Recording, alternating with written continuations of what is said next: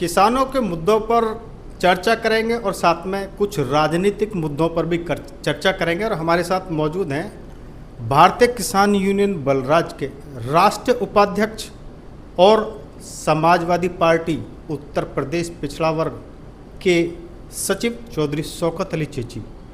शौकत भाई, आपका बहुत बहुत स्वागत है। भारतीय किसान यूनियन बलराज की क्या कुछ रणनीति है और फिलहाल क्या मुद्दा चल रहा है? सबसे पहले तो आपका और आपके चैनल का धन्यवाद। भारतीय किसान यूनियन बलराज की रणनीति तो चलती रहती हैं, किसानों के जितने भी ज्वलंत मुद्दे हैं उनको उठाते रहते हैं। हालांकि हमारे माननीय राष्ट्रीय अध्यक्ष पिछले कई महीने से गंभीर बीमारी से ग्रसित हैं, लेकिन वो शेर दिल आदमी हैं। फिर भी उनकी सेना और उनके इशारे पर, उनके आदेश अनुसार बीच बीच में कहीं ना कहीं जो है मुद्दे उठाती रहती है। धरने आंदोलन चलते रहते हैं। गौतम बुद्ध नगर की बात करें या देश की बात करें, तो समस्याएं अनेक हैं, समाधान कुछ भी नहीं है इस सरकार में। तो मुद्दे बहुत हैं। मेन चीज़ अगर हम देख करके चलें तो फिलहाल तो डीएपी और यूरिया की समस्या आने वाले समय में भयंकर होने वाली है, क्योंकि पिछले साल या उससे पिछले साल भी योगी जी की सरकार हो या मोदी जी की सरकार हो, इसमें किसान महिलाओं को भी लाठी डंडों से पीटा गया लाइन में लगा करके, जबकि पैसे दे करके किसान डीएपी और यूरिया खरीदता है। कई किसानों की जो है लाइन में लग करके मृत्यु भी होगी, यानी शहीद हो गए थे। और डीएपी यूरिया समय पर नहीं मिला। ये सिचुएशन बन रही है इस बीजेपी सरकार में, जबकि ये बात करते हैं कि भाई भाजपा शासन में राम राज्य है, तो राम राज्य नहीं है, मेरे ख्याल से रावण राज्य चल रहा है। किसानों को जो आप बता रहे डीएपी जो यूरिया है, ये समय से नहीं मिल पा रहा और पर्याप्त मात्रा में नहीं मिल पा रहा, इसकी क्या वजह मानते हैं? सरकार तो दावा कर रही है कि समय से यूरिया मिल रहा है, भरपूर मात्रा में यूरिया दिया जा रहा है। देखिए, उत्तर प्रदेश में तो योगी जी बैठे हुए हैं जिनकी ठोको नीति चल रही है। वो पता नहीं जन उनके राज में कौन कब कहाँ ठुक जाए और उनकी सरकार कब किसको कहाँ ठोक दे। मोदी जी केंद्र में बैठे हुए हैं, वो पता नहीं कब कहाँ फेंक दें, जन क्या फेंक दें, कितना लंबा फेंक दें, चाहे विदेश की बात करें, विदेश नीति की या देश की बात करें। समस्याएं, मैंने अभी बोला था कि समस्याएं अनेक है, समाधान कुछ भी नहीं है। देखिए, अभी जो है मैं धान का बीज लेकर के आया था। पिछले साल उसी धान के बीज को जो वैरायटी थी वो 95 रुपये किलो आई थी। अब की बार वही वैरायटी 130 रुपये किलो आई है। तो ये तो महंगाई का आलम हो गया। 40 रुपये बढ़ा दिए बीज पे। बिल्कुल 40 रुपये बढ़ा दिए। दूसरी बात ये है कि जो मेरी उनसे बात हुई, जो बीज विक्रेता, वो ये कह रहे थे कि सरकार ने अपने अधिकारी भेज रखे हैं और वो ये कह रहे हैं कि भाई पूरे दिन में एक किसान को या कुल मिलाकर ये है कि केवल मात्र 10 यूरिया के बैग बेचने हैं और हर किसान का रिकॉर्ड रखना है कि कितना यूरिया किस किसान को दिया और कहाँ का वो किसान है, उसके आईडी प्रूफ लेकर के, और 10 से ज़्यादा यूरिया नहीं बेचना। ये अब से तकरीबन 20 रोज़ पहली बात है। अभी सुनने में आ रहा है कि नए नए नियम जो है ये लेकर के आ रहे हैं। अब कुछ अफवाहें भी उड़ रही हैं सोशल मीडिया के माध्यम से, भाई 5 एकड़ ज़मीन पर 5 बैग किसान को यूरिया दिया जाएगा, कोई कमी नहीं है। लेकिन सबसे बड़ी बात तो ये है कि जब ईरान और अमेरिका का युद्ध नहीं था तो तब समस्या थी यूरिया की और डीएपी की। लगभग जो हार्मूज बंद है उसमें 35 या 40% के करीब वहीं से माल आता है, और जो जंग के कारण वो रुका हुआ है। तो अब समस्या क्यों नहीं खड़ी होगी जब पहले से ही महिला किसानों को भी पुलिस द्वारा पीटा जा रहा है, जेंट्स पुलिस पीट रही हैं। ये पिछले गेहूं की फसल की बात है और धान की फसल में भी यही हुआ था। मैं अपनी अगर बात करूं तो मैंने यहाँ से तीसरे ज़िले से मैं अपना यूरिया और डीएपी लेकर के आया, गौतम बुद्ध नगर में तो मिला ही नहीं था। अब समस्या सबसे बड़ी ये है कि भाई जब किसान की फसल पर सही समय पर लागत नहीं लगेगी तो वो फसल कैसे उत्पन्न, सही तरीक़ा से अच्छी फसल कैसे होगी। यहाँ तो लूट के अड्डे बने हुए हैं कि शिक्षा के नाम पर लूट के अड्डे हैं, और शिक्षा के मंदिर खोल करके दारू के ठेके खोले जा रहे हैं। हॉस्पिटलों की अगर बात करें, चिकित्सा की बात करें, तो एक एक के डॉक्टर की जो है 5-5, 6-6 हज़ार, 10-10 हज़ार रुपये फीस है। उसकी कितने फीस के हो गए। मेडिसन इतनी महंगी हैं कि गरीब आदमी मेडिसन नहीं खरीद पा रहा। जेनरिक दवाइयों का ज़्यादातर बोलबाला कर रखा है, जिनकी कैपेसिटी बहुत कम है। जो जेनेटिक दवाइयाँ हैं उन दवाइयों के रेट इतने हाई फाई हैं, गरीब आदमी नहीं करे। तो ये तो वो वाला हो रहा है कि दारू पियो, बीमार हो, हॉस्पिटल जाओ, इलाज नहीं होगा तो मरो।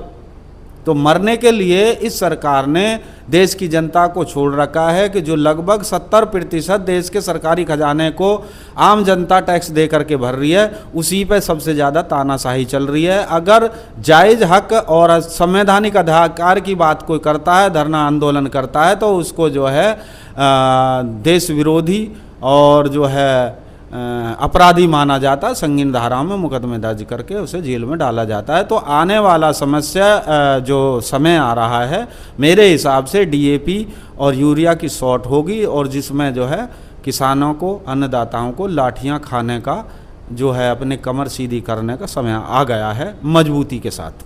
अच्छा, आप कह रहे हैं जो खाद है या जो डीएपी है वो 10 या 5 बैग दिए जा रहे हैं, तो अगर खेती बाड़ी ज़्यादा है तो किसान का काम कैसे चलेगा?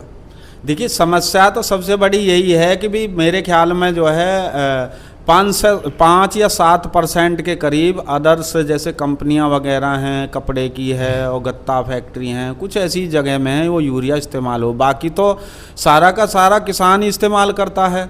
अब इनके पास में ना यूरिया है ना डीएपी है, तो नए नए इन्होंने नियम लगा दिए। जिस किसान के, यानी मेरे हिसाब से तो कम 45 से 50% तो किसान बटाई पर खेती कर रहा है, तो उसकी फर्द क्यों देगा उसे दूसरा किसान? क्योंकि आज की डेट में फ्रॉड बहुत हो रहे हैं। तीसरी बात यह है कि जिस किसान के पास में कोई डाटा ही नहीं है किसी तरीका का भी, और तो वो कहाँ से उसकी फर्द लेकर के आवेगा? किसी के पापा के नाम से है या किसी भाई के नाम से है या किसी रिश्तेदार के नाम से वो फसल बो रहा है, तो उसे वो जो है ज़मीन का इंतखाब कैसे दे देगा? आधार कार्ड को ये मानते नहीं हैं, कहीं के पैन कार्ड लाओ। तो ये नई नीति इनकी चल रही है कि जब, एक पुरानी कहावत है, जब बहू को पीसना ना हो तो वो बलेंडे पे सांप बताने लगे है। तो ये गुमराह वाली नीति है इस भाजपा सरकार की। ना ही तो सभी फसलों पर एमएसपी मिलता, किसान अगर अपने हक अधिकार की बात करता है तो उस पर लाठियां और संगीन धाराओं में मुकदमा दर्ज करके उसका जो है सम्मान किया जाता है। जबकि भगवत गीता में ही कहा गया है कि धरती पर अन्नदाता भगवान का स्वरूप है। तो इस भाजपा सरकार में तो सबसे ज़्यादा तो दुखी भगवान का स्वरूप ही है, और उसकी जो है लागत दुगनी हो गई और इनकम उसकी आधी रह गई। कुछ नहीं है, लेकिन संघर्ष भारतीय किसान यूनियन बलराज का और माननीय राष्ट्रीय अध्यक्ष बलराज भाटी जी, जो किसान के बेटे हैं और खुद किसान हैं, रिटायर फौजी हैं, वो बीमार होने के अनुसार भी उन्होंने अपने सिपाहियों को, अपने योद्धाओं को मैदान में उतार रखा है। जो भी लोगों की समस्या है उनको मजबूती से उठाते हैं। अच्छा शौकत भाई, आप अनेक संगठनों में रहे हैं और आज आप भारतीय किसान यूनियन बलराज के राष्ट्रीय उपाध्यक्ष हैं, और दूसरी सबसे आपकी खासियत ये है कि आप ग्रेटर नोएडा में होते हुए खुद खेती करते हैं अपने हाथों से। तो अब धान की रोपाई का सीज़न शुरू होने वाला है, खाद नहीं मिल रहा, बीज नहीं मिल रहा है तो महंगा मिल रहा है। अब बात आती है सिंचाई की, तो क्या सिंचाई के लिए भरपूर बिजली मिल पा रही है, या नहर वगैरह या बम्बे वगैरह अगर हैं तो समय से उनमें पानी आ रहा है या नहीं आ रहा है?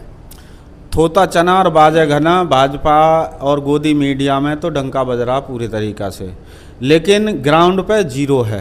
ग्राउंड पे कुछ नहीं है। स्मार्ट मीटर लगा दिए गए।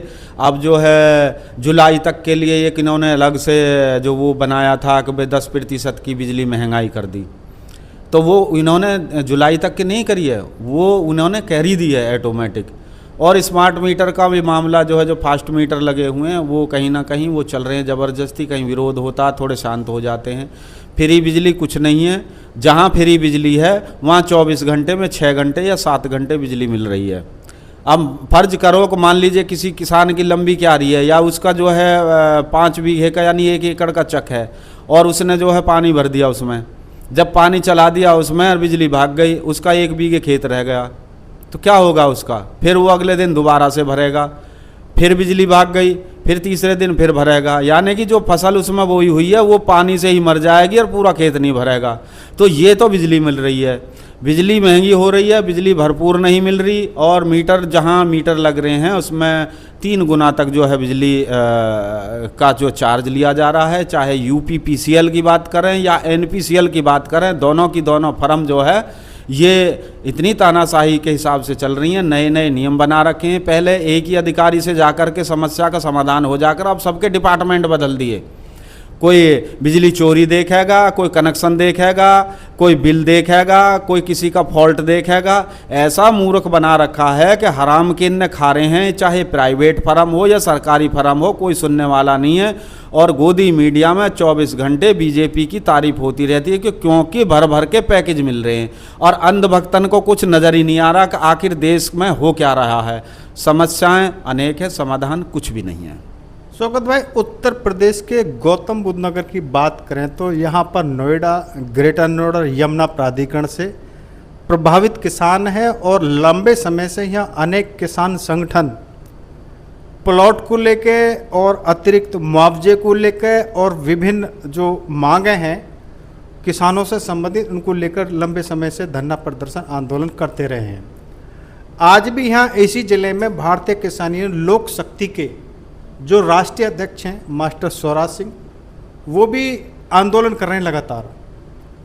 तो क्या कहेंगे, सरकार सुन नहीं रही है, या किसान संगठन एकजुट नहीं है, या किसान शक्ति कमज़ोर है? बहुत ही गंभीर बिंदु आपने कहा है कि जी बहुत सारे लोग कह देते हैं, मैं उनको कुछ समझदार नहीं बोलेंगे, भाई ये पार्टी तो बनियान की है, ब्राह्मण की है, ठाकुरों की है। मास्टर स्वराज सिंह जी तो ठाकुर हैं, विधायक भी ठाकुरी हैं, उनके क्षेत्र से जो उनकी विधानसभा जेवर लगती है। पिछले लगभग 1 साल होने को जा रही हैं। उनकी मांग क्या है कि बैकलीज का मामला, 10% आबादी है, मुआवजा बढ़ाना है, और प्लॉट शिफ्टिंग की बात है, और जो पुरानी आबादी हैं उनको वहीं पे छोड़ना है, और बहुत सारी 64% का जो मुआवजा है वो मिलना चाहिए। यानी उनकी सारी जायज़ मांगे हैं। तो उनकी जायज़ मांगे तो अभी तक एक भी नहीं मांगी हुई है, जबकि उनको 1 साल होने के लिए जा रहा है, और वो बिरादरी से ठाकुर हैं, विधायक भी ठाकुर हैं, और हमारे माननीय मुख्यमंत्री जी भी ठाकुर हैं। फिर भी उनकी नहीं सुनी जा रही, तो फिर इसमें सुनी किसकी जा रही है? समस्या तो सबसे बड़ी ये है। और उन पे संगीन धाराओं में मुकदमे जरूर कई बार दर्ज हो गए, पुलिस ने उनको धमकी भी दी है, थ्रेट दिए हैं कई बार, लेकिन वो बैठे हुए हैं। वो सबके हक के लिए लड़ रहे हैं, ना कि वो अपने लिए लड़ रहे हैं। अपने लिए लड़ता है तो आदमी सोचता है कि तो निजी स्वार्थ में, वो सारे किसानों की वो बात कर रहे हैं। और अन्य किसानों के संगठनों की जो बात करें तो जगह जगह धरने, प्रदर्शन, आंदोलन होते रहते हैं। ये छोटी मोटी समस्याओं को तो समाधान कर देती है। यहाँ 3 प्राधिकरण हैं, चौथा एक यूपीएसआईडीसी है, लेकिन सुनने वाला कोई नहीं है। ढाक पे सब 3 पात हैं। सारे के सारे अधिकारियों का सिलेक्शन लखनऊ से होकर के आता है। जैसे लखनऊ जो है विधानसभा से जो आदेश मिलता है वो हम करते हैं, वो किसानों की नहीं सुनते। अभी 15 तारीख को सुनने में आ रहा है कि यहाँ से जेवर से हवाई जहाज उड़ान भरेंगे, उसमें किसानों को सफ़र कराया जाएगा। तो उसमें गिनती कर ली जाए कि वो असली किसान। शौकत भाई, आप ये करें कि 15 तारीख को यहाँ से उड़ान भरेगा जहाज, और आप ये कह रहे हैं कि किसानों को भी जहाज में बैठा के लखनऊ ले जाएगा, तो क्या आपको भी न्योता मिला है? नहीं, हम तो नकली किसान है ना। असली किसान वो हैं सरकार के लिए जो सरकार की तारीफ कर रहा हो। सरकार की तारीफ करने वाले किसान जाएंगे उसमें, और जो अपने संवैधानिक अधिकार मांग रहा है, जो सभी के जायज़ हकों की बात कर रहा है, जो उनके अधिकार हैं, चाहे गरीब है, मजदूर है, किसान है, कोई भी XYZ, वो नकली किसान है। उनको लेकर के ये सरकार नहीं जाएगी। जो उनकी वाहवाही करते हैं, जो उनकी तारीफ, जो उनके सुर में सुर मिलाते हैं, जो उनके सुर में सुर मिलाते हैं, वो किसान वहाँ जाएंगे। तो ये सब ढाक पे 3 पात हैं, थोता चने और बाजे गना। हाथी के दांत खाने के और दिखाने के और इस सरकार में हो रहा है। यानी आपका ये कहना है कि जो किसानों की जो मांग है उसको यहाँ प्राधिकरण के अधिकारी गंभीरता से नहीं लेते हैं और शासन तक बात नहीं पहुँचाते, या आप ये कहते हैं कि शासन ही गंभीर नहीं है? नहीं, ये तो जो है ना, जो आपने पिछला सवाल पूछा कि शासन गंभीर नहीं है। अधिकारियों को तो नौकरी है, वो तो मलाई खा ही रहे हैं, उनके कौन सा खल में तेल जा रहा है। ये अधिकारी वहाँ तक बात पहुँचाते हैं, लेकिन बहुत सारे बुद्धिजीवी ये कहते हैं कि भाई अधिकारी जो है सरकार तक बात नहीं पहुँचा रहे। ऐसा कुछ भी नहीं है। LIU जो होती है, LIU की अलग रिपोर्ट जाती है। LIU वो जो सत्यता होती है उसको शासन तक पहुँचाती है। भले ही मीडिया नहीं पहुंचावे, भले ही जो है यहाँ के जनप्रतिनिधि नहीं पहुंचावे या अधिकारी नहीं पहुंचावे, लेकिन जो असली ज्वलंत मुद्दे हैं जिनको लोग उठाते हैं, चाहे किसान हो या कोई भी हो, LIU वहाँ तक रिपोर्ट पहुंचती है। तो शासन ही नहीं सुन रहा, अधिकारियों की इसमें कोई गलती नहीं है। अधिकारियों में तो 1 मिनट में सुन जाएंगे, नहीं तो उनका जो है ट्रांसफ़र हो जाएगा या उन पर कोई ना कोई घोटाला फर्जी लगा करके उन्होंने जेल में डाल दिया जाएगा। तो अधिकारियों की कोई औकात नहीं है, ये सब सरकार की कारस्तानी है। अच्छा स्वागत भाई, भी थोड़ा सा और हम रिपीट करेंगे। जैसे किसान जो अब ये खबर आ रही है कि किसानों को हवाई जहाज़ में बैठा के लखनऊ ले जाया जाएगा, तो एक किसान तब वो है कि वो धरना प्रदर्शन कर रहा है, एक किसान वो है कि उसको जहाज़ में बिठाया ले जा रहा है। तो आप क्या कहेंगे, जिसको जहाज़ में बिठा के ले जा रहा है वो मलाई खाने वाला है और जो धरना प्रदर्शन कर रहा है वो रियल आवाज़ उठाने वाला है? जो धरना प्रदर्शन कर रहा है, जो वास्तविकता में किसान है, उसको नहीं ले जाया जाएगा, ये गारंटी है। जो सरकार की प्रशंसा करे, जो सरकार के बारे में बड़ी बड़ी बात करें, उपलब्धियां गिनावे, भाई सरकार ने ये करा ये करा ये करा, जितनी भी तारीफ, जितना जो ज़्यादा तारीफ करेगा किसान सरकार की, वो सबसे आगे की सीट पर बैठा, जो कम करेगा वो पीछे की सीट पर, जो और कम करेगा वो पीछे की सीट पर। इस तरीक़ा से ये किसान जाएंगे। लेकिन जो ओरिजिनल किसान है, जो सबके हक की बात करता है, जो संवैधानिक अधिकार हैं, उनको जिहाद में बिल्कुल नहीं बैठाया जाएगा। अगर वो धरना प्रदर्शन आंदोलन करेंगे इसको विरोध को लेकर के, तो उन पर संगीन धाराओं में मुकदमे दर्ज होंगे, पुलिस की लाठी मिलेंगी। यानी उनको मुकदमे लाठी मिलेंगे? बिल्कुल बिल्कुल। जो मलाई खाने वाले हैं उनको हवाई जहाज में बिठाया जाएगा? बिल्कुल, उनकी बल्ले बल्ले वो हवाई जहाज में सफ़र करेंगे और बल्ले बल्ले उनकी होएगी। चलिए, अब किसानों के मुद्दों से हट के अब चलते हैं राजनीति को। चूँकि आप समाजवादी पार्टी के पिछड़ा वर्ग प्रकोष्ठ के उत्तर प्रदेश सचिव भी है, तो ये बताइए, अभी आज दादरी विधानसभा में जो गौतम बुद्ध नगर के पूर्व समाजवादी पार्टी के जिलाध्यक्ष इंद्र प्रधान रहे हैं पल्ला, आज उन्होंने मिशन 2027 को लेकर आज शंखनाद किया है, यानी एक टिकट की प्रबल दावेदारी की है और पल्ला गांव में एक बड़ी सभा भी हुई है। तो आप ये बताइए, किस उसे नज़रिए से लेते हैं, और आप भी समाजवादी पार्टी के लंबे समय से एक सिपाही हैं, आपकी तैयारी कहाँ से है? आपकी जेवर से तैयारी है या फिर आपकी नोएडा से तैयारी है या दादरी से तैयारी है?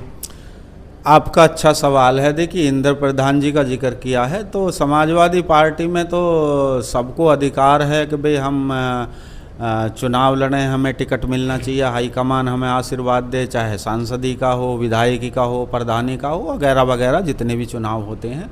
तो इंद्र प्रधान जी ने जो है पहले भी सभाएं की थी और आज उन्होंने सभा की, तो वो अपनी डिमांड कर रहे हैं, वो अपना कहीं ना कहीं एक बहुमत जुटाने की कोशिश कर रहे हैं कि भी ताकि एक मैसेज जाए और माननीय अखिलेश यादव जी उनको आशीर्वाद दे दें, उनको टिकट दे दें। तो ऐसी तो कोई बड़ी बात नहीं है। और भी हमारे सम्मानित नेता हैं जो गौतम बुद्ध नगर में अलग अलग विधानसभा में टिकट मांग रहे हैं। रही बात मेरी, तो हमारी भी इच्छा है कि भाई हमें भी टिकट मिलना चाहिए और हमारा भी जो मेन फोकस है वो दादरी है। हम भी दादरी से टिकट की जुगत में हैं कि भाई हमें भी जो है माननीय अखिलेश। आप भी दादरी से दावा ठोक रहे हैं? अब बिल्कुल ठोक रहे हैं भाई। अब ये तो हाईकमान किसको आशीर्वाद देगा वो अलग विषय है, ये तो अधिकार है हमारा। तो हम भी कोशिश करेंगे और कर भी रहे हैं कि भाई हमें भी दादरी से टिकट लिया जाए, क्योंकि पहली बार 2 in 1 एक प्रत्याशी आ रहा है कि अब से पहले तो कोई ऐसा मेरे ख्याल में 1992 में पार्टी बनी, कोई प्रत्याशी नहीं आया इस तरीक़ा का निकल कर के जिस तरीक़ा का मैं हूँ। तो हमें भी आशीर्वाद हाईकमान को देना चाहिए। हो सकता है शायद सीट निकल आवे जब 2 in 1 है हम तो।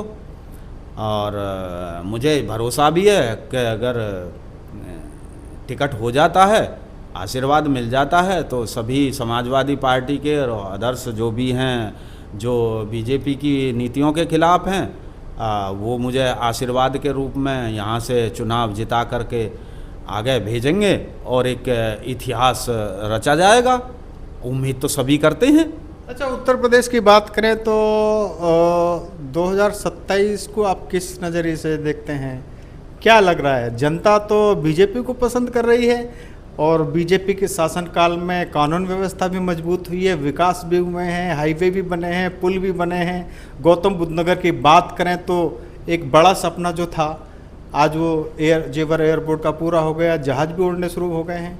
और बसें चल रही हैं, चारों ओर विकास हो रहा है, क्या कहेंगे? चारों ओर बर्बाद हो रहा है, विनाश हो रहा है। थोता चनार बाजेगा ना, मैंने पहले भी जिक्र किया था। हवाई जहाज़ में नहीं आप बैठे, नहीं मैं बैठूं। आपकी भी इतनी उम्र होगी, मेरे ख्याल शायद आप तक बैठे ही नहीं होंगे। और मैं तो सीना ठोक करके कह रहा हूं कि मैं तो इतना बड़ा हो गया, मैं नकलऊ इधर उधर कहीं कहीं दूर दूर तक मैं चला गया, मैं तो आज तक हवाई जहाज़ में बैठा नहीं। और हवाई जहाज़ में बैठने वाला कि हमारे लिए तो जेवर भी इतनी दूर है, दिल्ली भी इतनी दूर है, हम तो कहीं से भी बैठ सकते हैं। तो जेवर से क्यों नहीं बैठेंगे आप? नहीं, मैं तो एक एग्जाम्पल दे रहा हूँ।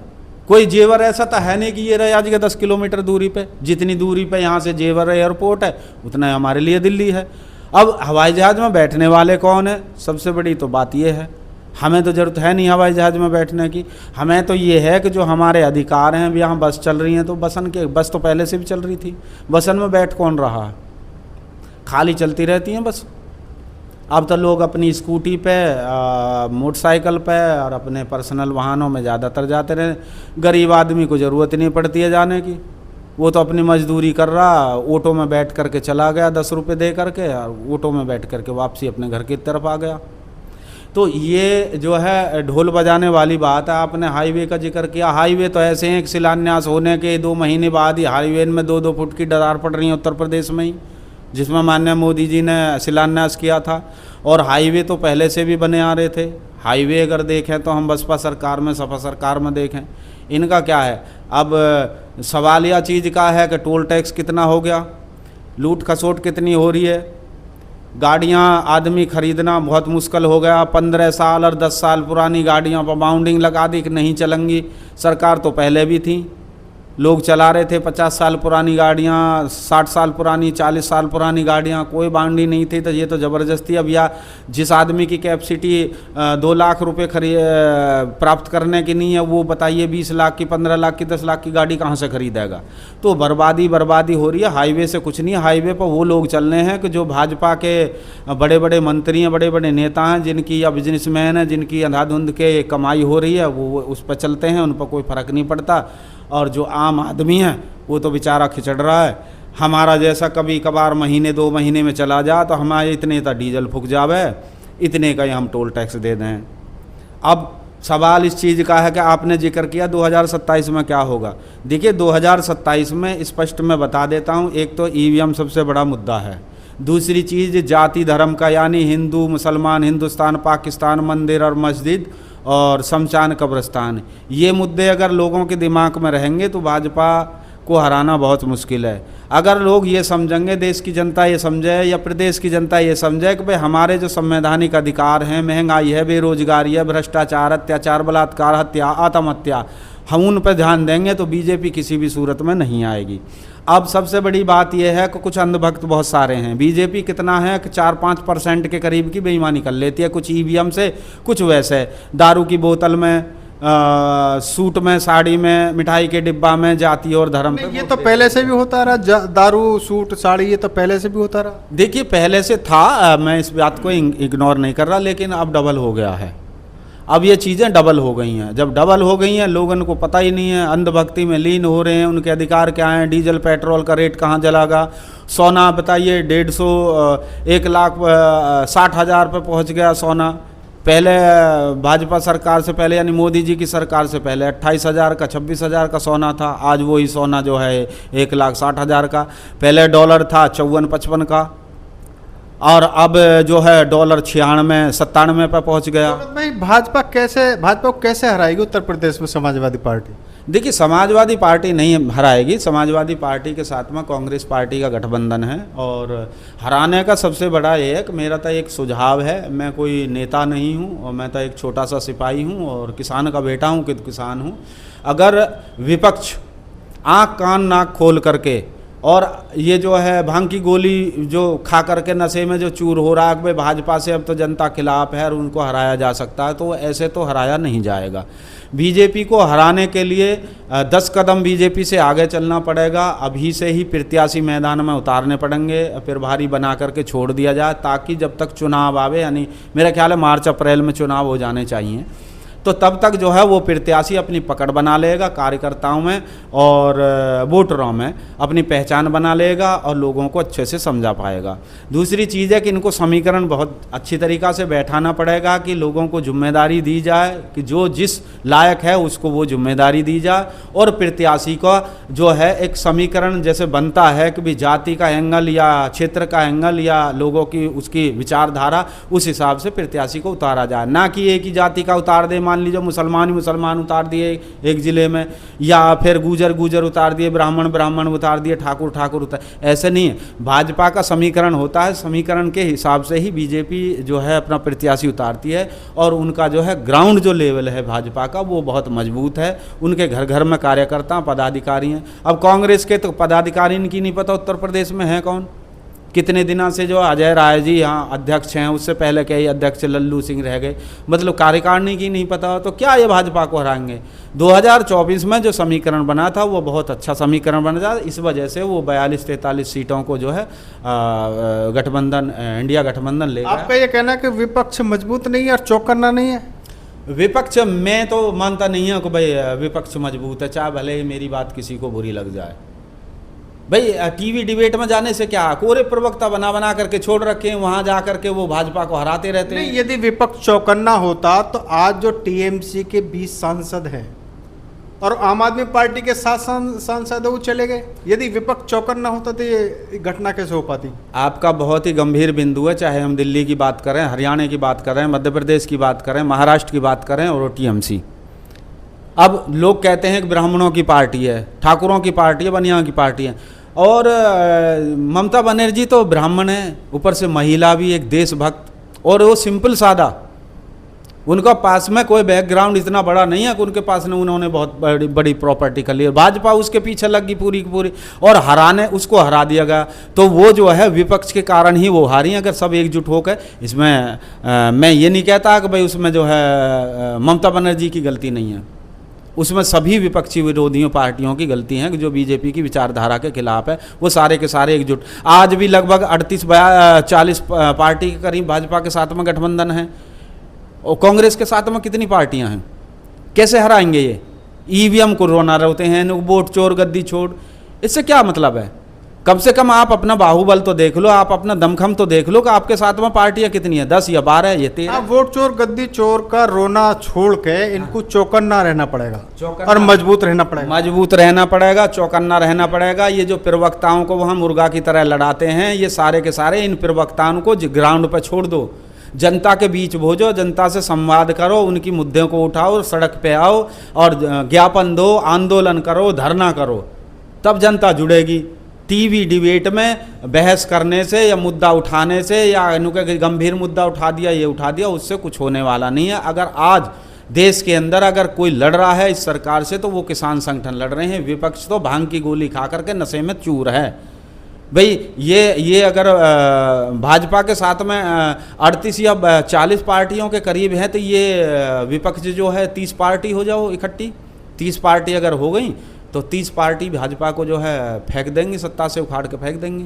भाजपा ने कौन सा भला करा? चाहे विदेश नीति की बात करें, महंगाई देख लो कहाँ देश के अंदर चली गई, देश की हालत ख़राब है, नौकरियां हैं नहीं, कंपनियां बंद हो रही हैं। जो बड़े बड़े बिजनेसमैन है वो अपने यहाँ के माहौल देख करके वो विदेश चले गए, अपना उन्होंने बिजनेस वहाँ शुरू कर दिया। मोदी जी ले में तीसरे दिन जहाज में बैठे और ठें विदेश पहुँच जा। तो फकत भाई एक बड़ा ज्वलंत सवाल है, कॉकरोच जनता पार्टी को लेकर क्या कहेंगे? देखिए, कॉकरोच जनता पार्टी मैं जहाँ तक समझता हूँ वो न समझो को अन्ना हजारे दूसरा अन्ना हजारे है, यानी ध्यान बांटने की एक कोशिश है। ध्यान बांटने की कोशिश है कि उस टाइम पे क्या था कि अन्ना हजारे के साथ में दिल्ली में जब जंतर मंतर पर धरना दिया था तो भाजपा का कौन बड़ा नेता नहीं था उस मंच पे। दूसरी चीज़ है कि ये 2 महीने में ही 2 करोड़ से ज़्यादा इसके सदस्य कैसे हो गए, कितनी भी इतनी भीड़ कैसे जुट गई दिल्ली के अंदर, कैसे परमिशन दे दी? परमिशन वहाँ मिलती नहीं है भाई। रेसलर खिलाड़ी, हमारी जो महिला खिलाड़ी थी, हमारे देश का गौरव था, बेटी थी, उनके साथ में क्या नहीं करा इस भाजपा सरकार ने? उनको न्याय नहीं मिला, किसानों का आंदोलन नहीं होने दिया, तरह तरह की लंबी लंबी बाढ़ लगा दी, कांटे लगा दिए, जैसे ये बॉर्डर क्रॉस कर रहे हो मैं, जबकि वैसे ही कहते हैं कि भाई हमारा भारत जो है कृषि प्रधान देश है, किसान अपनी जायज़ मांग कर रहा तो उसको वहाँ तक नहीं पहुँचने जा रहे। जो निर्भया कांड की जो है उसकी माँ थी और उसकी सहयोगी थी, कौन सी महिला थी, वो जा करके वहाँ धरना दे रही है कि भाई न्याय नहीं मिल रहा, तो उसको उठा करके जो है बंद कर दिया जाता, जेल में डाल के मुकदमे दर्ज कर दिए। और बहुत सारे ऐसे इश्यू हैं इस तरीका के, तो उनको कैसे दे दी परमिशन? मिनट से पहले वो अमेरिका से आया, अमेरिका से आके सीधा कमिश्नर ऑफिस पहुंचा, कमिश्नर ऑफिस में फटाक दे से पुलिस लेकर के आ रही है उनको, जैसे ये कितना बड़ा नेता हो। तो क्या मानेंगे? मैं तो मानता नहीं है कॉकरोच को कि भाई ये कोई ऐसी है। भाई मुद्दे हैं, ठीक है, उन्होंने मुद्दे गंभीर उठाए, लेकिन उन पे मुद्दा थोड़ी धरा हुआ है। कांग्रेस पार्टी इतनी पुरानी पार्टी जो आज़ादी में उसका मुख्य योगदान रहा, और बहुत सारी पार्टियां, उनके साथ तो जो है जनता जुड़ नहीं रही। इनके साथ में कैसे भीड़ जुट गई? भाई क्या मानन? जब कोई भी बड़ा नेता या कोई बड़ा नेता की रैली या सभा होती है तो महीनों पहले जो उसकी तैयारी की जाती है, और वो 4 दिनों में ही जो इतनी भीड़ कैसे जुट गई? कैसे? परमिशन होती नहीं है वहाँ। 1 घंटे की परमिशन होती है। हमने भी वहाँ धरना दिया था, मात्र 1 घंटे की, और वो भी कई बार अपील करने के अनुसार, और उनकी एक अपील पे ही 5 घंटे की परमिशन दे दी। तो क्या मानेंगे हम? मैं तो मानता नहीं वो। मैं तो सीधा मानता हूँ कि दूसरा अन्ना हजारे वाला फॉर्मूला है कि ये सच्चाई है कि भाजपा को सत्ता में लाने का मुख्य योगदान था वो युवा का था। आज की डेट में युवा बीजेपी से खपा है, इस वजह से ये कॉकरोच पार्टी को ला करके खड़ा कर दिया कि ये युवा इधर को चला जाए, और हमारे जो अंधभक्त हैं, जो मोदी योगी करते रहें, जय जयकार लगाते रहें, वो हमारा वोट खड़ा रहेगा और विपक्ष जीत नहीं पाएगा। कुछ ईवीएम से हम घपला कर लेंगे, कुछ जाति धर्म की चाशनी चटाएंगे, हमारी फिर सत्ता में जो आ जाएगी। 2027 में लगभग 5 राज्यों में चुनाव है, ये भी मैं स्पष्ट कर देता हूँ। मुख्य फोकस भाजपा का उत्तर प्रदेश रहेगा, जिस वजह से पश्चिम बंगाल में ममता बनर्जी के साथ में लगे, इस वजह से ही इसी तरीक़ा से जो है उत्तर प्रदेश फोकस रहेगा। माननीय अखिलेश यादव जी और इंडिया गठबंधन, माननीय राहुल जी, चौकन्ना रहने की ज़रूरत है, क्योंकि वो स्थिति ये बनाने के लिए इनका मुख्य फोकस उत्तर प्रदेश रहेगा। जिस तरीक़ा से टीएमसी के सांसदों को ही तोड़ करके मरोड़ करके इधर उधर कर दिया, बताइए, हरा तो दिया ही दिया, उनके सांसद भी तोड़े जा रहे हैं। तो ये हाल, अगर इन्होंने आँख कान नाक नहीं खोले, भांग की गोली का नशा नहीं उतारा इन्होंने, तो ये होने वाला, ऐसा हो सकता है, मेरा ऐसा मानना है 2027 में।